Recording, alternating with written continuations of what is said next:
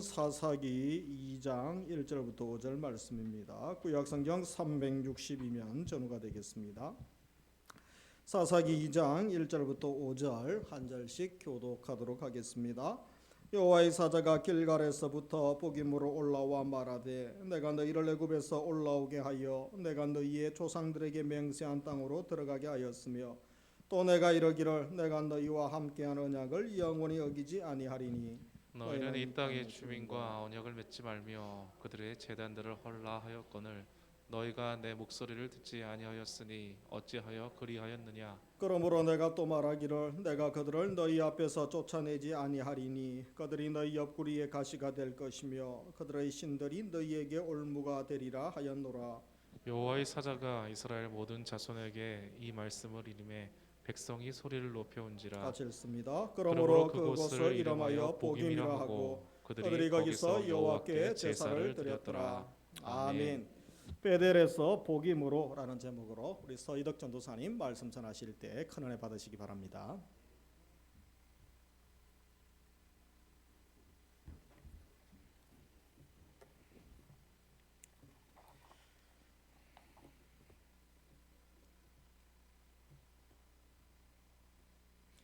네, 오늘 또 이어서 나누고자 하는 이 사사기 말씀을 통해서 우리가 또 하나님의 말씀, 하나님의 뜻을 또 이해하고 또 하나님께 기도하는 오늘 우리 시간이 되기를 축복합니다.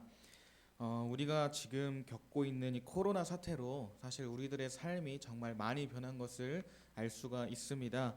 교회에서도 많은 것이 바뀌었고 또 제가 맡아서 함께하고 있는 특별히 청소년부에도 정말 뭐 예배 형식이라든지 다양한 게 많이 바뀌었습니다. 직접 만날 수도 없고 또 특별히 지금은 그래도 매주 예배를 드리지만 지난 3월, 4월 이럴 때 생각해 보면은 뭐 만나서 예배도 드릴 수도 없고 뭐 영상으로밖에 볼 수가 없기 때문에 특히 코로나를 맞이해서 많은 고민을 했습니다. 특히 3월 달에 우리 청소년들이 어떻게 하면 하나님의 말씀을 계속해서 묵상하고 또 하나님을 만날 수 있을까 고민을 했습니다. 특히 이 큐티에 대해서 고민을 많이 했던 것 같아요.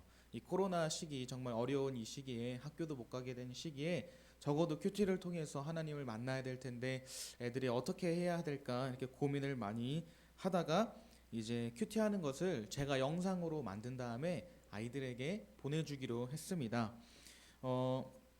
제가 청소년들에게 뭐 나름 다가가려고 또 여기저기서 주워서 배운 것들로 영상을 만들어서 아이들에게 보여주었습니다. 근데 처음에는 애들의 반응이 정말 상당히 좋았어요. 막 학교도 안 가고 계속 집에서 뭐 누워 있거나 아무것도 안 하고 있는 아이들한테 애들아 하나님 말씀이야 하고 제가 큐티 영상을 만들어서 막 보내주니까 막 되게 반응이 뜨거웠습니다. 막 거의 10명 되는데 처음 보내준 영상 조회수를 보니까 막 30, 40, 50 막 이렇게 아이들이 많이 본 거예요. 그래서 이렇게 하니까 아이들에게 다가갈 수 있고 조금이나마 힘이 되는구나. 근데 그래서 계속 며칠 했습니다. 네, 아니 정확히는 뭐 한 2달 정도 넘게 계속 했던 것 같은데 한 이틀, 3일 정도 지나니까 막 이 조회수로 판단하면 안 되는데 막 조회수가 반토막이 아니라 훨씬 더 낮아진 거예요. 막 이틀 지나니까 조회수가 10, 막 10명이 봤다 이렇게 나오는 거예요. 근데 제가 분명히 봤고 또 저희 부모님 봤다 그랬고 제 동생 봤고 또 성사님들 4분 봤고 또 저 이모도 봤다고 했거든요.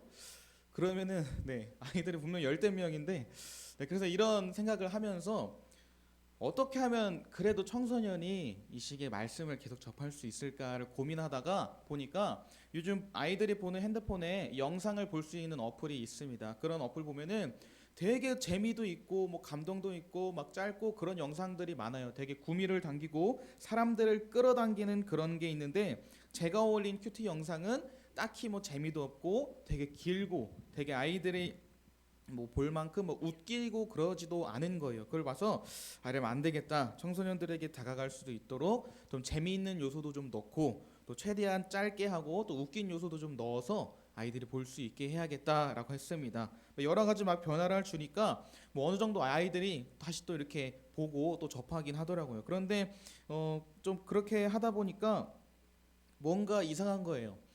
원래는 되게 하나님의 말씀을 가지고 좀 은혜를 나누는 영상을 만들어서 이걸로 아이들과 좀 하나님을 또 알아가고 또 하나님을 묵상하고 이 말씀으로 하루를 살아가게 하려고 했는데 어느새 보니까 사실 말씀은 뒷전이고 좀 뭔가 웃긴 영상을 만들려고 혈안이 된 저를 볼 수가 있더라고요. 그래서 솔직히 이건 아닌 것 같다, 이건 아니다 싶어서 다시 초심으로 돌아와서 이 말씀에만 집중한 영상을 만들려고 노력했습니다. 만약 제가 계속해서 막 웃기게 영상을 만들고 다른 거 참고하면서 아이들이 좋아할 만한 거, 무조건 애들이 좋아할 만한 것에 맞춰서 했다면 애들은 어느 정도 계속해서 봤을 수는 있을 거예요. 그 영상을 접했을 수 있지만 하나님의 말씀을 나누려고 했던 그 순수한 본질은 잃어버렸을 것입니다. 이처럼 우리들은 살아가면서 정작 중요한 거는 따로 있는데 세상을 살면서 이 중요한 것보다는 일단 살아가기 바빠서 이것도 하고 저것도 하다 보니까 정작 이 중요한 거를 잃어버리는 경우가 적지 않게 있는 것 같습니다.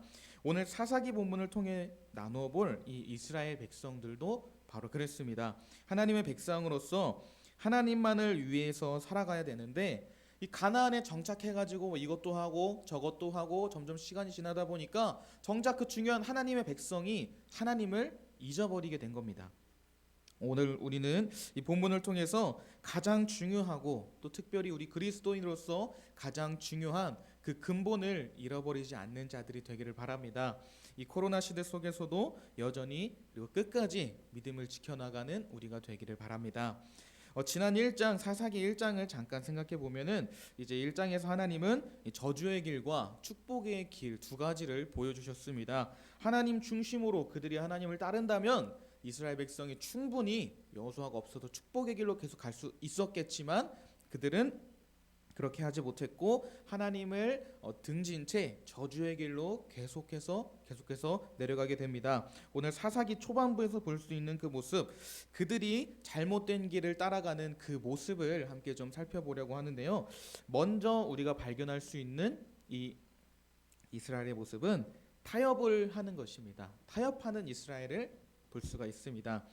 여호수아가 죽으면서 이제 이스라엘에게 어떠한 과제가 남겨졌냐면 이 가나안 땅을 그들이 점령하긴 했지만 아직 구석구석에 가나안 족속들이 많이 있었습니다.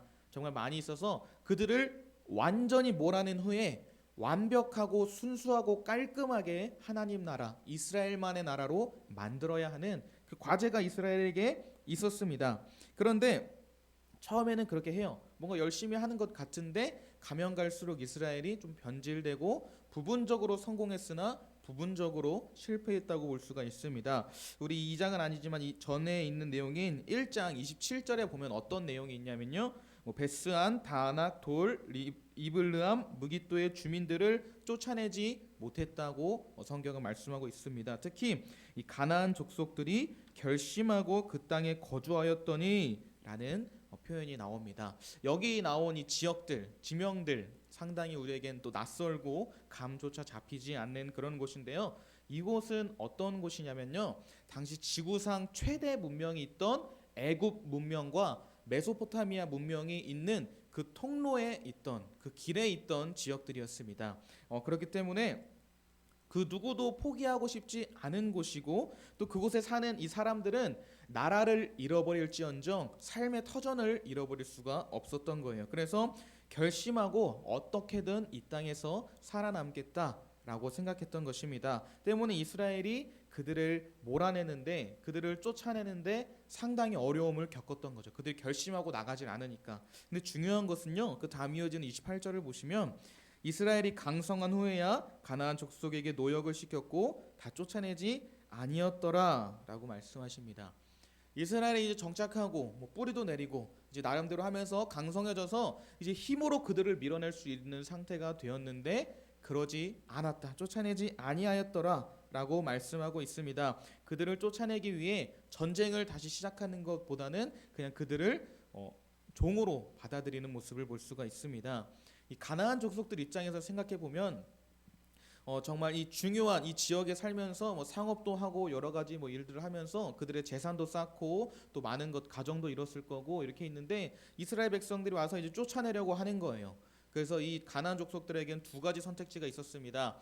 이스라엘과 싸우다가 패배해서 죽을 것인지 아니면 모든 것을 남겨두고 그냥 도망갈 것인지 이 두 가지 중에 고민하다가 가나안 족속들은 두 가지 다 선택하지 않고 차라리 저들의 종이 되자 저들 밑으로 들어가서 저들을 돕는 자들이 되자라는 선택을 했던 것입니다. 그렇게 해서라도 생명과 재산들을 보호하겠다는 것이죠. 결국 이스라엘은 전쟁도 안 하고 또 피해도 입지 않고 또 되게 많은 종을 거느리는 사람들이 된 것입니다. 마치 뭐 꿩 먹고 알 먹는 그런 거라고 생각을 했던 것입니다. 이렇게 해서 가나안 족속들과 공존이 시작되었습니다. 이렇게 타협이라는 게 정말 무섭습니다. 이 하나둘 타협하기 시작하면은 어느새 원래 하려고 했던 것과는 너무나도 많이 떨어져서 그 초심을 잃어버리기가 쉽습니다. 제가 3년 전에 서울에서 자취를 했었는데, 학교가 서울에 있어서 서울에 자취를 했었는데 그 주변에 살던 친구가 있었습니다.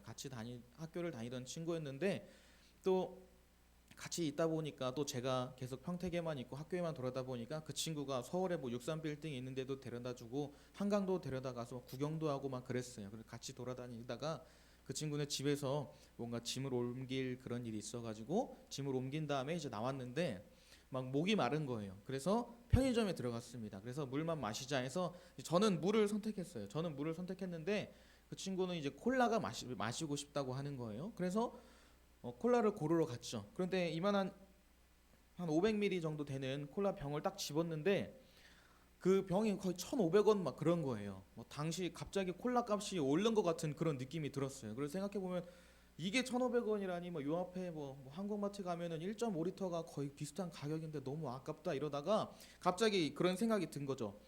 아, 이 500ml 1,500원인데 맥도날드에서 500ml면 한 500원밖에 안 하는데 라는 생각이 들어가지고 갑자기 둘이 밤중에 맥도날드로 가게 됩니다. 그래서 편의점에 잡았던 건 내려놓고 맥도날드를 가서 또 콜라만 먹을 수가 없으니까 그래 뭐 햄버거도 먹고 막 그러자 그래가지고 맥도날드 앞에까지 갔는데 정말 거짓말이 아니라 문 고리를 잡는데 갑자기 그 생각이 드는 거예요. 맥도날드를 먹을 바에 더 깊은 맛과 더 깊은 풍미가 있는 버거킹을 가자. 좀 더 막 가격도 있고 좀 그런 데를 가자. 이래가지고 아닌 밤중에 그 햄버거 집을 가가지고 뭐 4번째 식사를 하게 된 기억이 있습니다. 이처럼 우리 삶에서 뭐 타협을 하다 보면은 이상하게 물 한 잔이 되게 거창한 햄버거로 세트로 바뀌게 되었죠. 이렇게 타협을 하다 보면은 처음에 생각했던 것과는 완전히 다른 길을 걸어가는 걸 또 볼 수가 있었습니다.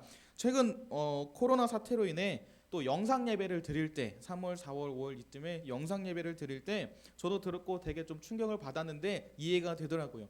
이 교회를 못 가니까 집에서 영상으로 드리는데 딱히 교회를 가지 않으니까 뭐 정장을 입거나 옷을 깔끔하게 할 필요가 없는 거죠. 그래서 편하게 앉아서 예배 드려도 되는데 또 성경책도 사실 필요가 없죠. 앞에 다 나오니까 성경책도 그냥 가방에 넣어놓고 그냥 그대로 앉아서 보고 하는데 또 정자세로 이렇게 앉아서 할 필요도 없잖아요. 좀 편하고 허리도 아픈데 하면서 편하게 하다가 또 예배 드리면서 뭐 다른 것도 좀 하다가 어떤 친구는 저희 교회가 아니라 다른 데서 들은 얘기인데 어떤 친구는 뭐 주일 늦잠 실컷 잔 다음에 예배 드릴 시간이니까 그 침대에 누운 그 상태로 이불 입은 그 상태로 핸드폰으로 예배를 드렸다기보다는 봤다 막 이런 것도 보게 되더라고요.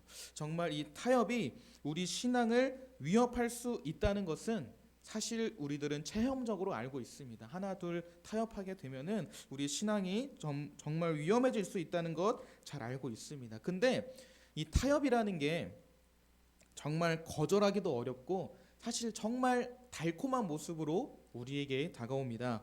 하지만 오늘 본문은 분명히 우리들에게 강조하고 있습니다. 하나님과의 언약, 하나님과의 관계에서 타협을 한 이스라엘이 어떻게 되었는지 성경은 정말 무섭게 말씀하고 계십니다.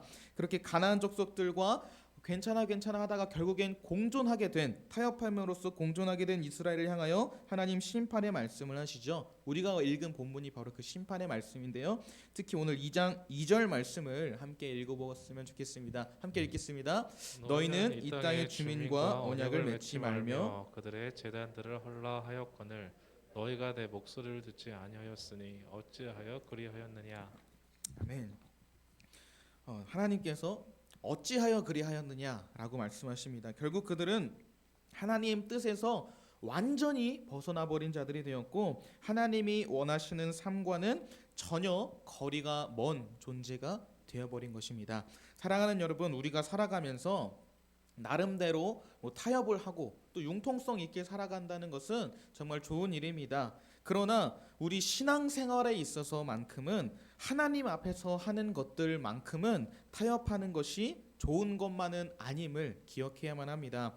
지난주일 말씀에서도 알 수 있었던 것은 우리가 멀리 떠나왔다고 느낄수록 원점으로 돌아가라는 것이었죠.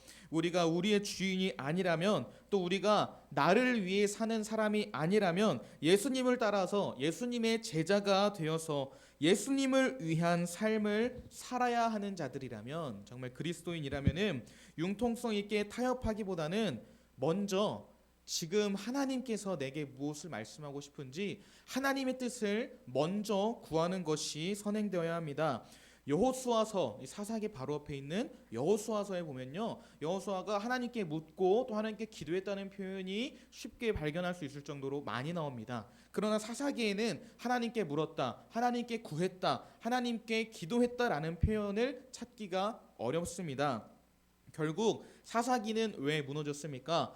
여호수아라는 사람이 없어서 무너진 게 아니라 하나님께 묻는 자들이 없어졌기 때문에 신앙적으로 무너졌고 타협을 하면서 하나님의 뜻과는 정반대로 걸어가게 된 것입니다. 우리는 무엇보다 주님의 뜻을 구하면서 또 나를 통해서 주님이 원하시는 것은 무엇인지, 하나님의 뜻은 어떤 것인지 늘 기도해야 할 것입니다. 그리스도인에게 가장 중요한 것은 내 뜻, 내 생각이 아니라 하나님의 뜻, 하나님의 생각입니다. 이것을 기억하면서 늘 하나님의 뜻을 구하며 나아가는 우리가 되기를 축복합니다.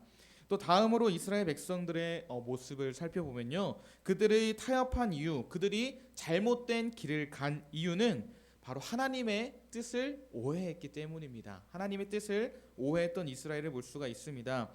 그들이 타협을 한 이유는 그것이 훨씬 괜찮아 보이고 또 좋아 보이기 때문이겠죠. 처음엔 쫓아낼 힘이 없으니까 일단 무리하지 말고 가나안 족속과 어쩔 수 없으니까 일단 살고 있는데, 나중엔 그들이 싸움 대신 종이 되어주겠다, 이스라엘이라는 나라를 부강하게 해주겠다라고 합니다. 이스라엘이 이제 주인의 입장에 올라가게 되는 거죠. 지금까지 이스라엘의 삶은 어땠습니까? 떠돌이였고 또 종이었습니다.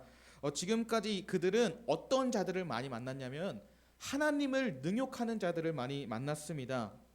이방 나라들과 가나안 족속들은 하나님을 떠돌이들의 신, 또 가난한 자들의 신, 종들의 신 이렇게 생각했던 거예요. 그래서 이스라엘이 그런 것을 보다가 이제 정식적으로 땅도 가지고 또 경작하면서 많은 그걸 통해서 이제 재산도 많아지고 점점 커지는 데다가 이제 가나안 족속들이 자기들의 종이 되어준다고 합니다. 이스라엘이라는 나라가 종나라였고 떠돌이였던 나라가 거대한 나라가 되어가고 있습니다. 그들이 생각하기에 우리들이 올라가면 하나님도 높아지시겠구나 라고 생각을 한 것이죠. 광야를 떠도는 불쌍한 민족들의 신이 아니라 큰 나라의 신이 되시는 겁니다.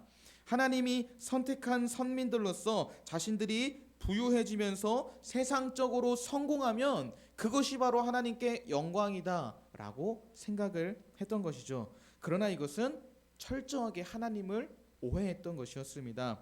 하나님의 말씀이 아니라 자기 생각으로 하나님의 뜻을 추측하였고 하나님이 원하시는 길과 정반대의 길로 결국엔 가게 된 것이죠. 결국 가나안 족속과 타협하여서 공존하게 된 이 이스라엘에게 하나님은 칭찬이 아니라 심판의 말씀을 주고 계십니다. 3절 말씀에 나와 있는데 우리 3절 말씀을 함께 읽어봅시다. 그러므로 내가 또 말하기를 내가 그들을 너희 앞에서 쫓아내지 아니하리니 그들이 너희 옆구리에 가시가 될 것이며 그들의 신들이 너희에게 올무가 되리라 하였노라. 결국 이스라엘은 이 가나안 족속들을 이용해서 자신들의 그 유익을 삼으려고 했지만 오히려 가나안 민족이 자신들의 옆구리가 되고 또 올무가 된다고 말씀하고 계십니다. 이 3절 말씀을 통해서 하나님의 심판 세 가지가 나오고 있습니다. 첫 번째 뭐냐면은 이제 가나안 사람들을 몰아내지 않으신다, 쫓아내지 않으신다고 말씀하십니다. 가나안 전쟁에서 이스라엘이 승리할 수 있었던 이유가 뭐죠? 이스라엘이나 여호수아가 뛰어난 게 아니라 하나님이 함께 싸워주셨기 때문입니다. 근데 이제는 싸워주시지 않는데요. 근데 사실 생각해 놓으면 이스라엘에게 큰 충격은 아니었을 거예요. 왜냐하면 이미 그들을 쫓아낼 생각이 없으니까요. 그런데 문제는 여러분 1장 34절에 보면은 공존하던 그 가나안 민족들이 반란을 일으켜서 오히려 이 단지파가 오히려 쫓겨나게 됩니다. 공존했던 그 가나안 족속들에 의해서 오히려 단지파가 쫓겨나게 되는 이런 상황에서 하나님께서 더 이상 가나안 족속을 쫓아내지 않으신다는 것은 정말 심각한 문제입니다. 또 두 번째로 하나는 가나안 족속이 그들을 괴롭히는 가시가 된다라는 것입니다. 결국 이스라엘은 이제 공존하고 또 종이었지만 오히려 쫓겨나고 또 그것에서 멈추지 않고 계속해서 가나안 족속들로부터 괴롭힘을 받게 된다는 말씀입니다. 또 마지막은 가나안 사람들의 종교가 이스라엘의 올무가 된다는 것이죠. 이스라엘은 지금 뭐 하나님을 되게 믿고 있는 듯합니다. 뭐 되게 열심히 믿는 것 같지만 가나안 민족들에게 자유를 주고 풍요로움을 주고 안정성을 주었던 그 가나안 족속의 우상들을 아주 좋게 받아들이고 있습니다. 그래서 그 달콤해 보이는 그들의 우상들을 따라가다가 마치 거미줄에 잡히듯이 헤어나오지 못한 채 멸망하게 될 것이라는 말씀을 하시는 거죠. 오늘 살아가는 우리들은 특히 이 경고의 말씀을 보면서 하나님의 자녀가 하나님의 뜻대로 살지 않으면 얼마나 심각한 위기에 처해지는지 느낄 수가 있습니다.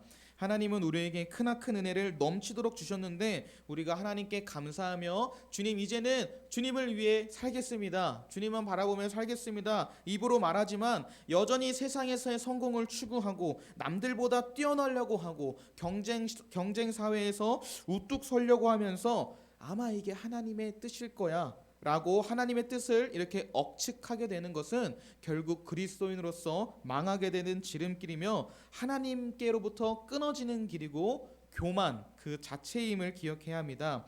우리는 계속해서 아까도 나눴던 그 주제와 똑같습니다. 계속해서 하나님의 뜻을 구하고 하나님이 나를 통해 원하는 게 나를 통해 이루고자 하시는 게 과연 정말 무엇인지 끊임없이 구해야 합니다. 우리들이 어떠한 사람들입니까? 세상을 살아가며 조금의 여유만 생기면 최대한 편하려고 하고 또 좁은 길이 아니라 넓은 길로 가기 원하는 잘못된 생각을 가지고 있는 자들이라면 이런 것들 모두 다 내려놓고 하나님이 원하시는 게 무엇인지 하나님의 뜻을 계속해서 구해야 합니다.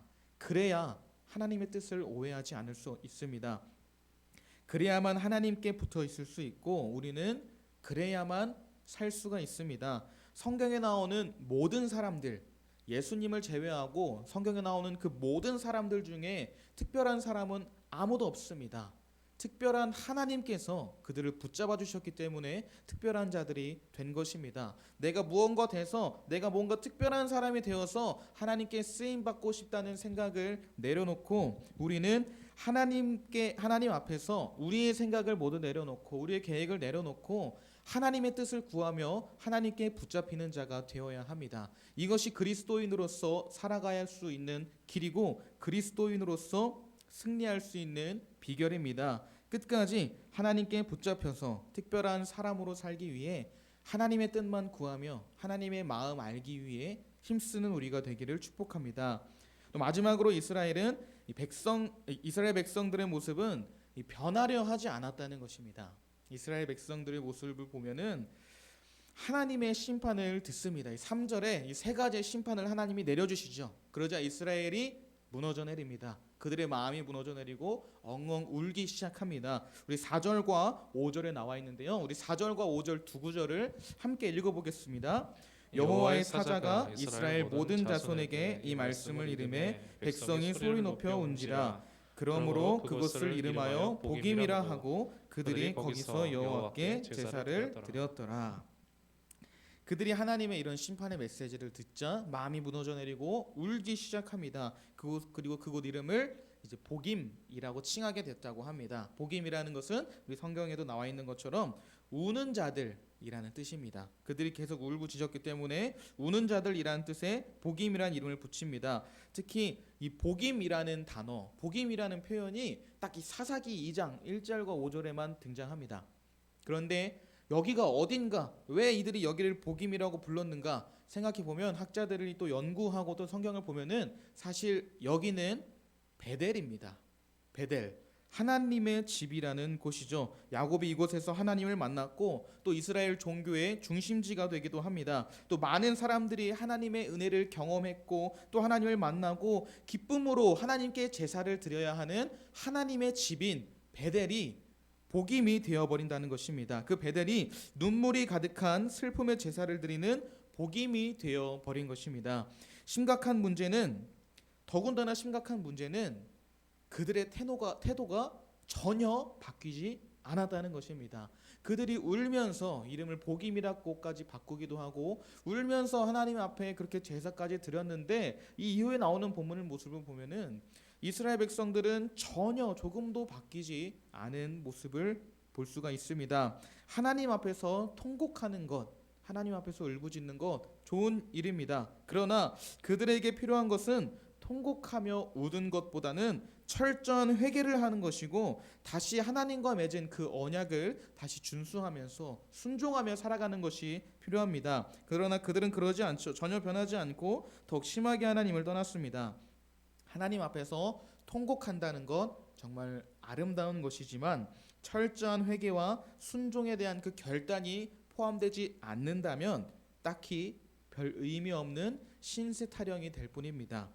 오늘 우리가 만날 수 있는 이 베델, 또 우리가 볼 수 있는 하나님의 집은 어디입니까? 하나님이 임재하시고 우리와 함께 하시며 우리의 예배를 받으시는 곳은 어디입니까? 우리의 모든 삶의 현장이 다 하나님께서 임하시는, 하나님께서 우리와 함께 하시는 곳입니다. 그런데 하나님과 함께 기뻐해야 할 우리 모든 삶의 현장에서 우리가 우리의 죄 때문에 우리 교만과 잘못 또 하나님의 뜻을 억측하는 것으로 인하여서 복임으로 만들고 있지는 않는지, 이스라엘 백성과 똑같은 길을 가고 있지는 않은지 돌이켜 보아야만 합니다. 그러지 않기 위해서는 말씀드렸던 것처럼 철저한 순종, 철저한 회개와 그리고 순종이 필요합니다. 계속 말씀드렸던 그 단 한 가지의 주제가 있죠. 다시 한번 하나님 뜻으로 돌아가기 위해서, 다시 한번 하나님의 뜻을 바르게 찾기 위해서 하나님의 뜻을 묻고 그 뜻대로 살아가는 것입니다. 우리가 이스라엘 백성들처럼 단지 감정이 북받쳐가지고 울기만 하고 그대로 끝내는 게 아니라 어쩌면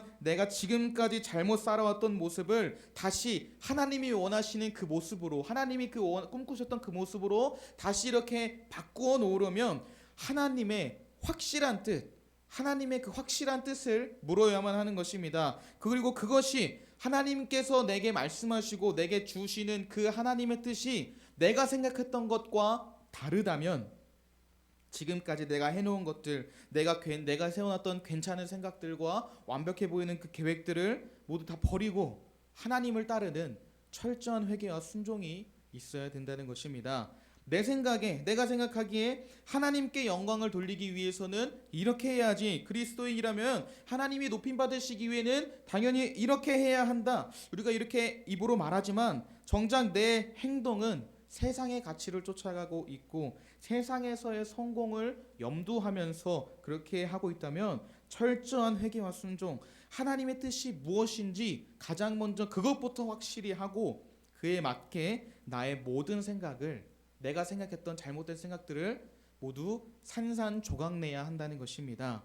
이 어려운 것, 내가 살아오면서 쌓아왔던 그 모든 것을 다시 다 무너뜨리고 다시 하나님의 뜻을 따라가는 것, 이 어려운 것을 예수님께서 정말 모두 다 빠짐없이 보여주셨습니다. 예수님께서 잡히시기 전 감람산에 올라서 마태복음 26장 39절에 보면 얼굴을 땅에 대시고 엎드려 기도하여 이르시되 내 아버지여 만일 할만하시거든 이 잔을 내게서 지나가게 하옵소서. 그러나 나의 원대로 마시옵고 아버지의 원대로 하옵소서라고 말씀하시며 이렇게 기도하셨습니다. 예수님도 그 십자가의 모진 순환이 지나가길 바라셨지만 하나님의 뜻대로 해달라고 구하십니다. 내 생각과 내 뜻이 아니라 아버지의 뜻대로 되게 해달라고 간절히 구합니다. 이런 모습을 보면서 우리는 어떻게 기도해야 될까요? 예수님마저도 내 뜻이 아니라 하나님의 뜻대로 살기 위해서 기도하셨는데 우리가 어떻게 기도해야 될까요? 하나님, 세상에서 엄청 성공해가지고 하나님께 영광되게 해주십시오. 하나님, 남들보다 내가 훨씬 더 뛰어나게 돼가지고 하나님을 드러낼 수 있게 해주십시오 라고 기도한다면 하나님께서 정말 기뻐하시고 하나님께서 원하시는 것일까요? 하나님, 내가 정말 큰 사람이 되어서 누가 봐도 정말 와, 저 사람 대단하다 할 만한 그런 사람이 되어서 하나님을 드러나게 해 주십시오라는 그런 기도보다는 하나님, 나에게 하나님에 대한 나에 대한 하나님의 뜻을 알게 해 주십시오. 하나님, 내가 지금 어떠한 선택을 해야 합니까? 또 하나님, 내가 이 길을 가면서 하나님이 원하시는 것은 무엇입니까? 라고 내가 생각하는 완벽한 길이 아니라 하나님이 생각하는 그 완벽한 길을 물어야 한다는 것입니다. 그리고 그 뜻이 내 생각과 계획과 다르다면은 모두 산산조각 내시고 완전히 깨트려 주십시오라고 기도하는 것이 예수님을 닮은 우리의 모습입니다. 세상에서 성공하고요, 또 남들보다 뛰어나게 되어서 정말 다른 사람들에게 하나님을 드러내는 것 정말 좋죠, 여러분. 그것만큼 멋진 일이 없을 것입니다. 그러나 그것이 하나님의 뜻이 아니라면은 돌이키고 또 회개하고 순종해야 하는 것입니다. 그 과정 속에서 정말 많이 실망하고 또 속상하고 또 마음이 아파오더라도 그것이 우리가 그리스도인으로서 살 수 있는 유일한 길이라는 걸 기억해야 합니다. 하나님의 자녀로 예수님의 제자로 살기 원하신다면 하나님의 뜻 앞에서 우리의 생각과 또 우리의 행동은 모두 다 깨트려야만 하는 것입니다. 사랑하는 여러분, 우리들은 하나님의 뜻을 구하는 자들이 되기를 원합니다. 융통성을 생각하면서 타협하지 않고 또 하나님을 오해하지 않도록 끊임없이 하나님, 나를 통해 어떤 걸 하기 원하시는지, 우리 가정을 통해서, 우리 교회를 통해서 무엇을 행하시려는지, 어떤 뜻을 가지고 계시는지 하나님께 묻는 우리가 되기를 바랍니다. 어떤 뜻을 가지고 계시는지 하나님께 그 물을 때 하나님 분명히 우리에게 말씀해 주십니다. 간절한 마음으로 하나님의 뜻만 구하며 하나님의 얼굴만 찾으며 나아가는 자들에게 하나님 분명히 응답하십니다. 그때 나의 생각을 산산조각 내고 또 주님 뜻을 따라가는 우리가 되기를 원합니다. 그렇게 내가 가진 것을 모두 다 내려놓고 아무것도 가지지 못하고 정말 조그만 재능도 없이 다 내려놓고 하나님 뜻에 홀로 섰을 때, 그때야 비로소 하나님이 우리를 붙잡으시고 우리를 특별한 존재로 삼아주실 것입니다. 사사기처럼 어두운 시대에, 삭막한 시대에, 이 암흑과 같은 시대에 그런 자들을 하나님이 붙잡으셔서 그 시대에 불빛을 비추시고 그들에게 하나님의 말씀을 선포하게 하실 것입니다. 그들을 살리는 진정한 하나님의 자녀, 참된 예수님의 제자, 하나님의 뜻을 구하는 자들임을 기억하면서 오늘 이 기도의 시간에 끝까지 하나님을 구하고 또 하나님을 따라가는 우리가 되기를 바랍니다. 그리할 때에 우리를 사용하시는 주님, 사사기와는 달리 더욱더 능력 있는 하나님의 말씀이 우리를 통해 전달되는 그 놀라운 은혜를 경험하는 우리가 되기를 주님의 이름으로 축복합니다. 이 시간 함께 찬양하며 나아가도록 하겠습니다. 보소서 주님, 함께 찬양하겠습니다.